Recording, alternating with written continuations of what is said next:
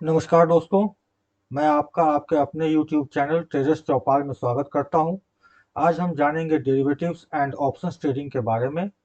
मैं आपको ऑप्शंस के बेसिक से लेकर एडवांस तक ले जाऊंगा। बहुत सारे लोग ट्रेडिंग में कुछ पैसे लेकर आते हैं।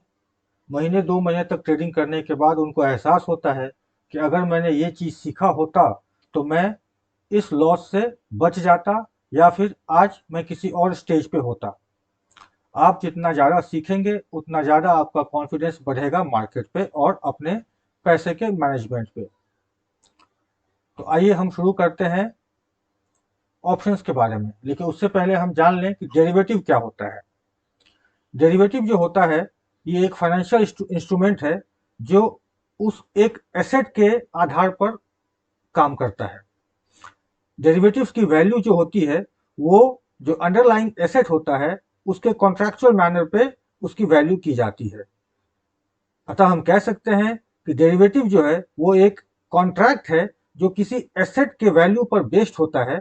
सो डेरिवेटिव कोई एसेट नहीं है बल्कि ये एक कॉन्ट्रैक्ट है। अब हम जानते हैं कि कितने तरह के अंडरलाइंग एसेट्स होते हैं जिनके ऊपर में डेरिवेटिव्स डिराइव किए जाते हैं। तो कुछ फाइनेंशियल एसेट्स होते हैं जिनके बारे में हम ज़्यादा चर्चा करेंगे, like equities, debt, bonds, currencies and indices. Indices हो गए आपके Nifty, bank Nifty, financial Nifty. कुछ एग्रीकल्चर प्रोडक्ट्स होते हैं such as grains, coffee, dal, cotton. इनकी भी ट्रेडिंग की जाती है और इनके भी ऑप्शंस काम करते हैं। मेटल्स के भी ऑप्शंस होते हैं like gold, silver, copper and aluminium. Energy sources जैसे कि crude oil, natural gas, electricity and coal, इनके भी डेरिवेटिव्स ट्रेड होते हैं मार्केट में। डेरिवेटिव्स दो तरह के होते हैं, एक होता है फ्यूचर, एक होता है ऑप्शंस। फ्यूचर जो होता है, हम एक बार पहले इसकी एक परिभाषा समझ लेते हैं। Futures contract is an agreement between two parties to buy or sell specified quantity of an asset on a specified date at a fixed price. Future contracts are standardized and are traded on exchange. इस परिभाषा से हम ये समझ सकते हैं कि future contract जो है वो एक एग्रीमेंट होता है जो कि दो पार्टियों के बीच में होता है। एक बाई करता है और एक सेल करता है, जिसमें एक निश्चित क्वांटिटी होती है जो कि एक एसेट के अंडरलाइंग पर बेस्ड होता है, और वो एक स्पेसिफाइड डेट को एक्सपायर करता है फॉर अ स्पेसिफाइड प्राइस और अ फिक्स्ड प्राइस। ऑप्शंस उसके अगेंस्ट में हम अगर देखें तो ऑप्शंस जो होता है वो होल्डर को right to buy or cell the underlying asset देता है। मतलब कि जो भी ऑप्शंस के होल्डर हैं उनके पास राइट होता है उस अंडरलाइंग एसेट को बाय और सेल करने का, और ये राइट जो होता है वो ट्रांसफरेबल होता है, मतलब ट्रेडेबल होता है।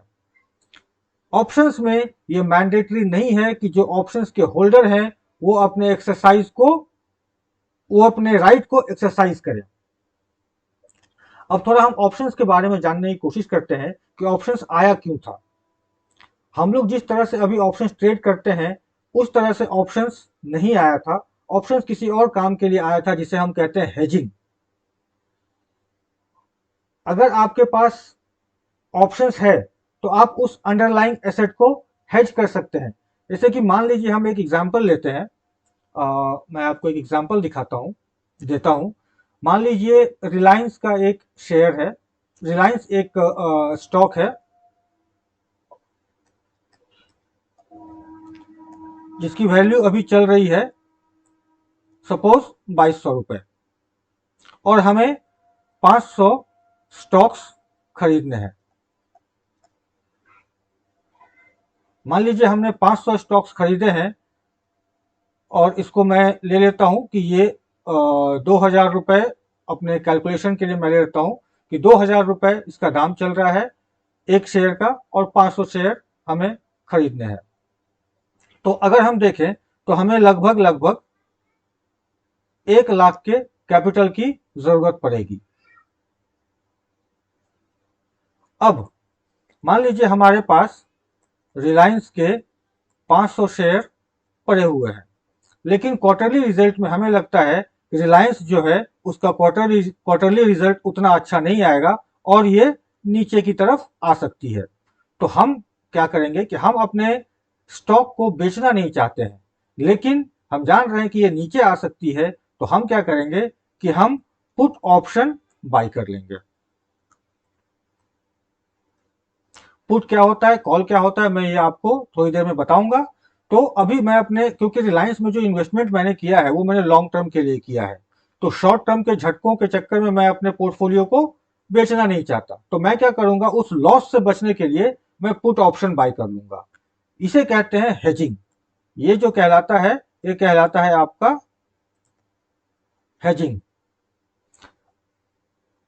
ऑप्शंस आया था इस चीज के लिए, लेकिन हम अब इसे एक अलग तरीके से ट्रेड करते हैं।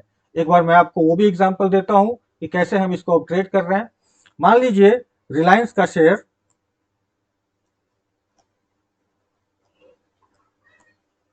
2,000 रुपए एक शेयर का दाम है, और हम 500 शेयर खरीदना चाहते हैं। अब क्या होगा कि मैं ये जो फिगर ले रहा हूं, मैं ये एग्जांपल के लिए ले रहा हूं, इसका रियलिटी से इसको ये मत कीजिएगा, बिकॉज रिलायंस का भाव कुछ और चल रहा है अभी। तो 2,000 रुपए चल रहा है हमारे एग्जाम्पल में रिलायंस का भाव, और मैं 500 शेयर खरीदना चाहता हूं। तो मुझे जो कैपिटल इन्वेस्ट करना पड़ेगा वो होगा 500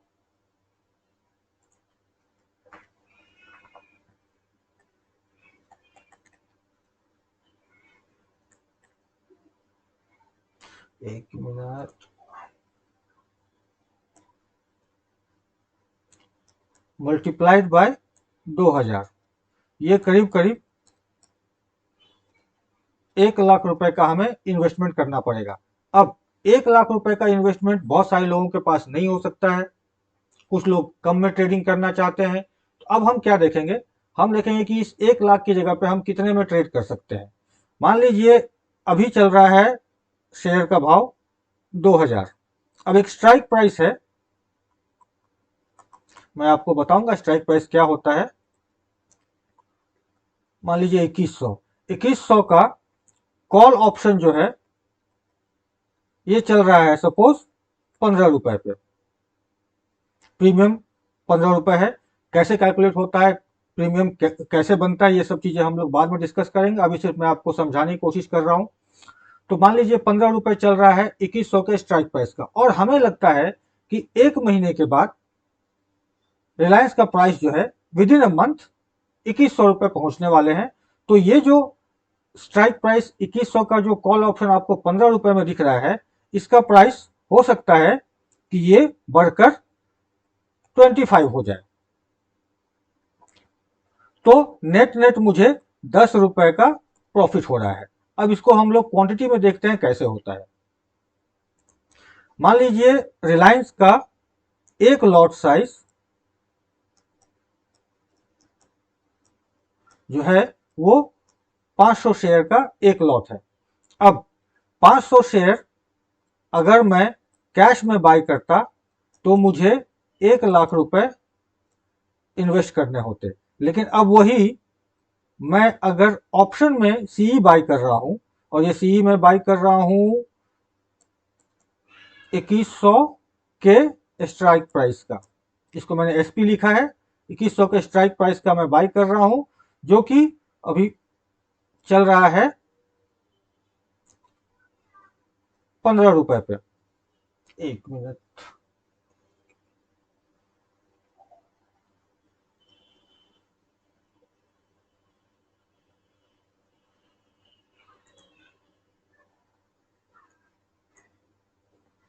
तो मुझे जो अभी खर्च करना, मुझे जो कैपिटल अभी इन्वेस्ट करना होगा वो होगा 500 इंटू,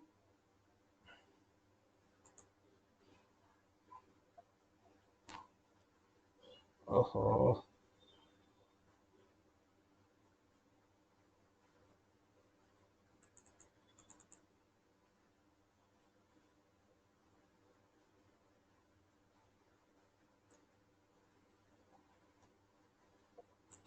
कुछ टेक्निकल इश्यूज आ रही हैं।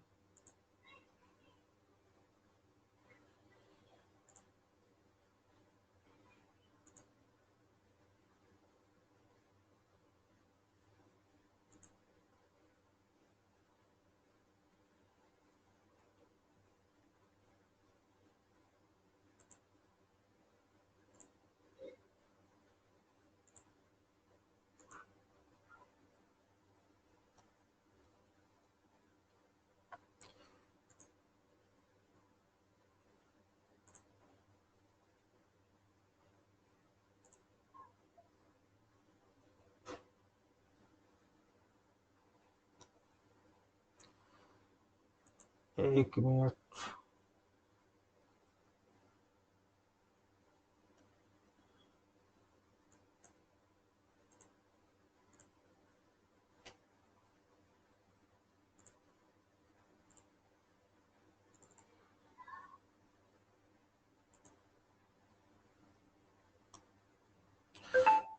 मेरा पेन काम करने में थोड़ी दिक्कत हो रही है। चलिए मैं आपको ऐसे ही समझाने की कोशिश करता हूँ।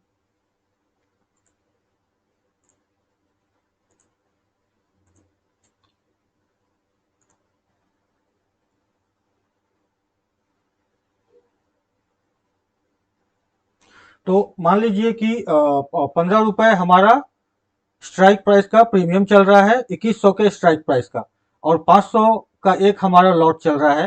तो अब अगर हम अगर देखें तो 500 मल्टीप्लाइड बाय 15 रुपीज, हमारा जो कैपिटल लग रहा है वो सिर्फ और सिर्फ 7500 रुपये लग रहा है। और ये ऑप्शन हमारे लिए 1 महीने के लिए वैलिड है। स्टॉक्स के ऑप्शंस जो है उनकी एक्सपायरी जो है वो मंथ के लास्ट थर्सडे को होती है, जबकि इंडिसेस की एक्सपायरी वीकली थर्सडे जो होता है उसमें वो एक्सपायरी होती है। तो अब आप समझ गए होंगे कि अगर हमें 500 रिलायंस के शेयर कैश में खरीदने थे तो हमें लगभग लगभग 1 लाख रुपए खर्च करने होते। लेकिन अगर मैं उनका कॉल ऑप्शन बाय करता हूं तो वही काम जो है मेरा वो 7500 रुपए में हो सकता है, और उसके ऊपर में मैं अपना प्रॉफिट ले सकता हूं। आइए अब हम देखते हैं कि ऑप्शंस कितने तरह के होते हैं। तो ऑप्शंस दो तरह के होते हैं, call options and put options. एक बार इनकी परिभाषा देख लेते हैं। A call option gives the holder the right but not the obligation to buy the underlying security at the strike price on or before expiration. A call option will therefore become more valuable as the underlying security rises in price. Calls have a positive delta. अगर in short मैं आपको बताऊं तो call option लोग तभी bye करते हैं जब उन्हें लगता है कि मार्केट या ये पर्टिकुलर स्टॉक ऊपर की तरफ जाने वाला है। कॉल ऑप्शन जो है वो आपको होल्डर को, जो जिसने भी कॉल ऑप्शन बाय किया है, होल्डर को राइट देता है अंडरलाइंग सिक्योरिटी को, बट नॉट द ऑब्लिगेशन। वो बाध्य नहीं है। ऐसा नहीं है कि अगर उसने वो बाय किया है तो उसे उस स्टॉक की डिलीवरी लेनी ही पड़ेगी, बिल्कुल नहीं। वो किसी भी टाइम, महीने के आखिरी गुरुवार तक, किसी भी वक्त 3:30 बजे से पहले वो अपने ऑप्शन को एक्सरसाइज करके क्लोज कर सकता है और अपना प्रॉफिट और लॉस बुक कर सकता है। पुट ऑप्शन लोग तभी बाय करते हैं जब उन्हें लगता है कि ये स्टॉक या इंडिसेस जो है वो नीचे की तरफ आने वाली है। नीचे की तरफ आने से पुट ऑप्शन का प्राइस जो है वो ऊपर की तरफ भागने लगता है, और उसके ऊपर में हम लोग प्रॉफिट एंड लॉस डिसाइड करते हैं। इन शॉर्ट, इस स्लाइड को आप अच्छे से याद कर लें। अगर हम देखें तो if you think the stock price will move up, buy a call option और sell a put option. Selling के बारे में हम लोग बात करेंगे, बट अभी मैं आपको जो समझाना चाहता हूं उसको समझने की कोशिश कीजिए।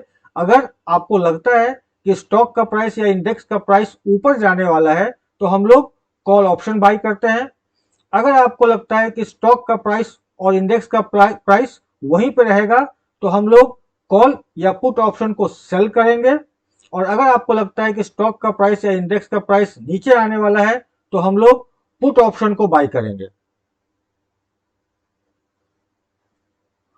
बेसिक टर्म्स जो ऑप्शंस में हम लोग यूज करते हैं, एक बार उसको हम लोग देख लेते हैं कि वो टर्म क्या होते हैं और उनकी मीनिंग क्या होती है। तो अभी हम लोगों ने काफी बार बात किया स्ट्राइक प्राइस के बारे में।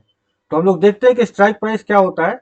This is the price at which the buyer of a call option can buy a stock or on or before the expiry date of contract.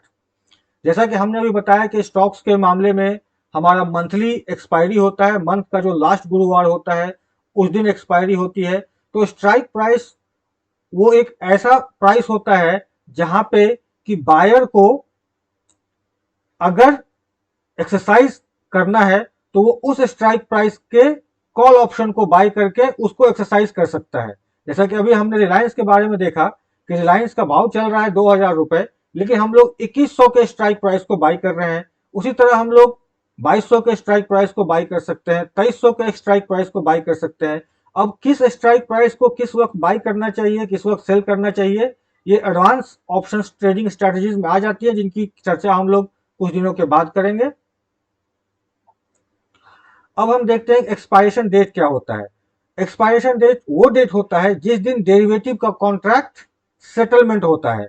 जैसा कि हमने अभी बात किया कि स्टॉक्स के मामले में ये महीने के आखिरी गुरुवार होता है, जबकि Nifty, bank Nifty, financial Nifty के मामले में ये हफ्ते के आखिरी गुरुवार को, हफ्ते में एक ही गुरुवार होता है, तो हफ्ते के गुरुवार को ये एक्सपायर होता है। ऑप्शंस में दो तरह के ऑप्शंस होते हैं, यूरोपियन ऑप्शन और अमेरिकन ऑप्शन। हम लोग जनरली जो है वो यूरोपियन ऑप्शन को ट्रेड करते हैं। अब होता है कॉन्ट्रैक्ट वैल्यू। कॉन्ट्रैक्ट वैल्यू की मीनिंग जो है वो है it is the notional value of transaction calculated by multiplying the contract size with the future price of the stock और ऑप्शंस प्राइस। जैसा कि अभी हमने देखा था कि लॉट साइज हमारा रिलायंस का 500 था, मैं ये सिर्फ एग्जांपल के लिए 500 कोट कर रहा हूं। लॉट प्राइस लॉट जो हमारा था रिलायंस का, वो 500 का था और उसके 2100 के स्ट्राइक प्राइस की सीई की वैल्यू थी 15 रुपए। तो इन दोनों को हम मल्टीप्लाई कर दें तो हमारा जो कैपिटल एम्प्लॉयड आता है वो आता है 7,500 रुपए, जो कि हमारा कॉन्ट्रैक्ट वैल्यू कहलाता है। बायर ऑफ अ कॉल और अ पुट, जो भी ट्रेडर कॉल या पुट ऑप्शन को बाय करता है, मतलब कि खरीदता है, वो बायर ऑफ द कॉल और पुट ऑप्शन कहलाता है। और जो भी ट्रेडर, आप जानते हैं कि अगर हम बाय कर रहे हैं तो कोई ना कोई बंदा हमारे सामने होगा जो कि सेल कर रहा होगा, तो जो भी बंदा सेल करता है उसे हम ऑप्शन सेलर कहते हैं या फिर ऑप्शन राइटर कहते हैं। ऑप्शन प्राइस कैसे कैलकुलेट होता है इसकी चर्चा हम लोग थोड़ी देर के बाद करेंगे। In the money, out of the money और एट द मनी, ये मैं आपको एक प्रैक्टिकल एग्जांपल से समझाने की कोशिश करूंगा। अभी आप लोग इस डेफिनेशन को पढ़ के समझ सकते हैं, लेकिन इसमें आपको उतना समझ में नहीं आएगा। मैं इसको आपको, एक्चुअली मेरा पेन टाइप काम नहीं कर रहा है तो मैं आपको भी समझा देता, बट मैं इसका एक अलग से वीडियो बना के आपको समझाने की कोशिश करूंगा।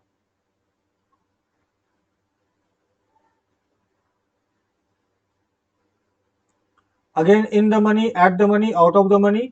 अगर आप देखेंगे कॉल ऑप्शन में स्पॉट प्राइस अगर स्ट्राइक प्राइस के ऊपर हो तो उसे हम इन द मनी कहते हैं।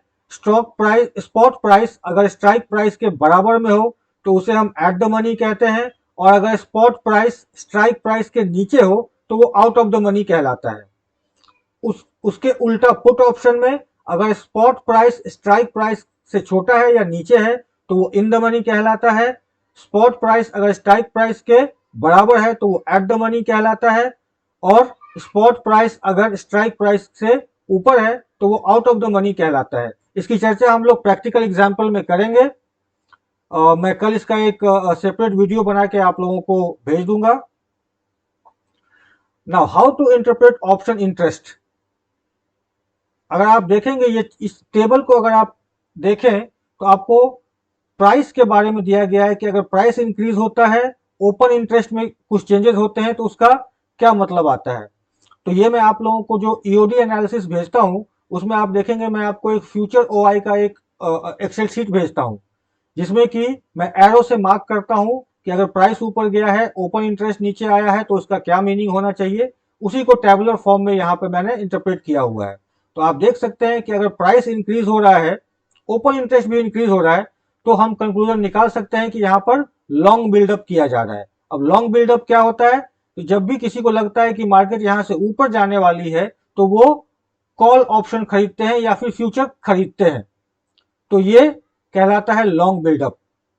अगर प्राइस में इंक्रीज हो रहा है और ओपन इंटरेस्ट डिक्रीज हो रहा है तो इसे कहते हैं शॉर्ट कवरिंग। आपने स्टॉक मार्केट में काफी बार ये टर्म्स सुने होंगे। इसकी चर्चा हम लोग प्रैक्टिकल एग्जांपल में भी करेंगे। अगर प्राइस डिक्रीज होता है और ओपन इंटरेस्ट इंक्रीज होता है तो उसे कहते हैं शॉर्ट बिल्डअप। जिस तरह से लॉन्ग बिल्डअप होता है उसी तरह से शॉर्ट बिल्डअप भी होता है। शॉर्ट बिल्डअप में हम लोग फ्यूचर को सेल करते हैं या फिर पुट ऑप्शंस को बाय करते हैं और कॉल ऑप्शंस को सेल करते हैं। हम लोग इसकी चर्चा प्रैक्टिकल एग्जाम्पल में करेंगे। अगर प्राइस डिक्रीज हो रहा है, ओपन इंटरेस्ट डिक्रीज हो रहा है तो उसे हम लॉन्ग अनवाइंडिंग कहते हैं। मैं कल इसका एक प्रैक्टिकल वीडियो बनाकर आप लोगों को पोस्ट करूंगा ताकि आप लोगों को सब कुछ अच्छी तरह से समझ में आ जाए। कृपया अगर आपको ये वीडियो अच्छी लगी हो तो इसे लाइक करें, चैनल को सब्सक्राइब करें। Thank you so much for your time.